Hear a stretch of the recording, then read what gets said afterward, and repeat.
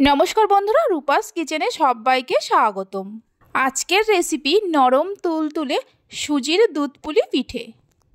এই পদ্ধতিতে বানালে পিঠেগুলো দুধে ফোটানোর সময় ভেঙে যাবে না। আশা করি আপনাদের ভালো লাগবে। তাহলে চলুন রেসিপিটি দেখে নেওয়া যাক। শুরু থেকে শেষ পর্যন্ত দেখার জন্য আপনাদের কাছে অনুরোধ রইল। প্রথমে গ্যাসের ওপর একটা কড়া বসিয়ে তার মধ্যে দিয়ে দেব হাফ কাপ সুজি। গ্যাসের ফ্লেমটা মিডিয়ামে রেখে সুজিটাকে হালকা করে ভেজে নেব, মিনিট 2-3 সময় ধরে। এইভাবে হালকা করে ভেজে নিয়ে পিঠে বানালে পিঠেটা খুবই সুস্বাদু হয়। মিনিট 2-3 সময় ধরে সুজিটাকে হালকা করে ভেজে নেওয়া হয়ে গেছে। এবার এর মধ্যে দিয়ে দেব 1 কাপ দুধ। হাফ কাপ সুজির জন্য আমার এখানে 1 কাপ দুধ লাগবে। যে বাটি বা কাপ মেপে যতটা সুজি নেবেন তার ডবল দুধ দিতে হবে। আপনারা চাইলে জল দিয়েও করতে পারেন বা জল আর দুধ দুরকম মিশিয়েও করতে পারেন, আবার আমার মতো শুধু দুধ দিয়েও করতে পারেন।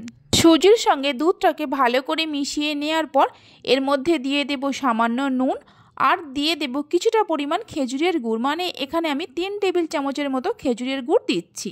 আপনারা চাইলে চিনিও দিতে পারেন। সব কিছুকে খুব ভালো করে মিশিয়ে নেব। অবশ্যই এই সময় গ্যাসের ফ্লেমটা লোতে রাখতে হবে। সব কিছুকে ভালো করে মিশিয়ে নেওয়ার পর গ্যাসের ফ্লেমটা লো টু মিডিয়ামে রেখে এইভাবে নাড়তে নাড়তে সুজিটাকে একটা ডোতে পরিণত করে নেব। মিনিট 3-4 জাল দিয়ে নেওয়ার পর দেখুন সুজিটা একটা ডোতে পরিণত হয়ে গেছে। দেখুন কড়া থেকে কেমন ছেড়ে ছেড়ে আসছে। এই সময় গ্যাসের ফ্লেমটা বন্ধ করে দিতে হবে। এবার এই সুজির ডোটা একটা প্লেটের মধ্যে নামিয়ে ঠান্ডা হতে দেব। কড়াটা আবারও গ্যাসের ওপর বসিয়ে দেব। কড়ার মধ্যে দিয়ে দেব 1 বাটি নারকেল কোড়া। যতটা নারকেল কোড়া নিয়েছি তার হাফ খেজুরের গুড় দিয়ে দেব, মানে ওই বাটির হাফ বাটি খেজুরের গুড় দিয়ে দেব। নারকেল কোড়ার সঙ্গে খেজুরের গুড়টা ভালো করে মিশিয়ে নেব। এই সময় গ্যাসের ফ্লেমটা লোতে রাখতে হবে। ভালো করে মিশিয়ে নেওয়ার পর গ্যাসের ফ্লেমটা মিডিয়ামে করে এইভাবে নাড়তে নাড়তে মিশ্রণটাকে শুকনো শুকনো বা ঘন করে নিতে হবে। মিনিট 3-4 নাড়ার পর দেখুন মিশ্রণটা আগের থেকেই অনেকটা ঘন বা শুকনো শুকনো হয়ে গেছে। এর থেকে আর বেশি শুকনো করব না। এবার গ্যাসের ফ্লেমটা বন্ধ করে দিয়ে নারকেলের পুরটা ঠান্ডা হতে দেব। নারকেলের পুরটা এদিকে ঠান্ডা হতে থাক, ততক্ষণ ওদিকে যে সুজির ডোটা নামিয়ে রেখেছিলাম তার মধ্যে 1 টেবিল চামচ ঘি দিয়ে খুব ভালো করে মেখে নেব। তবে পুরো ঠান্ডা করব না, হালকা গরম থাকতে থাকতে এইভাবে ভালো করে মেখে নিতে হবে। সুজির ডোটাকে ভালো করে মেখে নেওয়া হয়ে গেছে। এরপর সুজির ডো থেকে ছোট করে লেচি কেটে নিয়ে প্রথমে হাতের মধ্যে গোল করে নেব, তারপর এইভাবে বাটির শেপ দিয়ে নেব। এবার এই বাটির মাঝখানে কিছুটা করে নারকেলের পুর দিয়ে দেব। নারকেলের পুরটা অবশ্যই কম বেশি করে দিতে পারেন। নারকেলের পুরটা দেওয়ার পর এক সাইড থেকে ধরে এইভাবে আটকে দেব। আটকে দেওয়ার পর এইভাবে মুড়ে দেব। দেখুন ঠিক এইরকমভাবে করে নেব। আপনারা চাইলে এর থেকে একটু বড় সাইজ করেও করতে পারেন। আবারও সুজির ডো থেকে ছোট করে লেচি কেটে নিয়ে গোল বাটির শেপ করে মাঝখানে কিছুটা করে পুর দিয়ে আটকে দেব। এইভাবে সব কটা পিঠেকে করে নেব। দুধ পুলি পিঠে একটু ছোট করে বানালে খেতে বেশি ভালো লাগে। এইভাবে বানালে দুধে ফোটানোর সময় ভেঙেও যাবে না আর ঠান্ডা হয়ে গেলেও শক্ত হবে না। সব কটা পিঠেকে করে নেওয়া হয়ে গেছে। এইভাবে রেখে দেব। একটা কড়াতে হাফ লিটার দুধ নিয়েছি। দুধটা আমার আগে থেকেই জাল দেওয়া ছিল।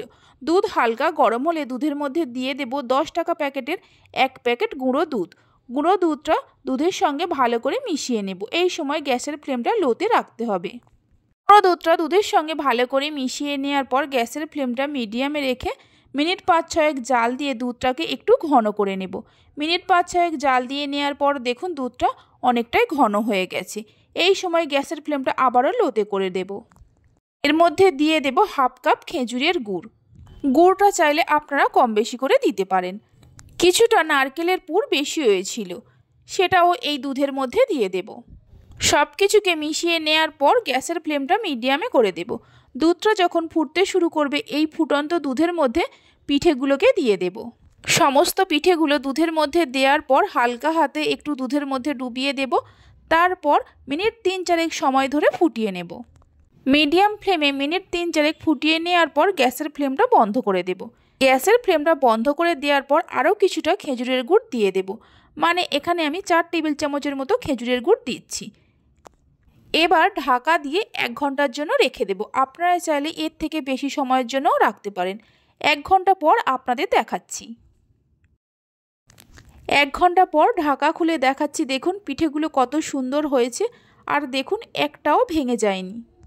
পিঠেগুলোকে একটা প্লেটের মধ্যে সার্ভ করে নেব। এইভাবে একবার পিঠের রেসিপিটি বাড়িতে বানিয়ে দেখতে পারেন। একটা পিঠেকে আমি কেটে দেখাচ্ছি। দেখুন কতটা নরম তুলতুলে হয়েছে। এই পিঠেটা মুখে দেওয়া মাত্র মিলিয়ে যাবে। আজকে আমার এই রেসিপিটি যদি আপনাদের ভালো লেগে থাকে অবশ্যই একটা লাইক করবেন আর আমাকে কমেন্ট করে জানাবেন। ভালো লাগলে চ্যানেলটি সাবস্ক্রাইব করে পাশে থাকা বেল আইকনটি প্রেস করবেন। আপনারা সবাই ভালো থাকবেন, সুস্থ থাকবেন। ধন্যবাদ।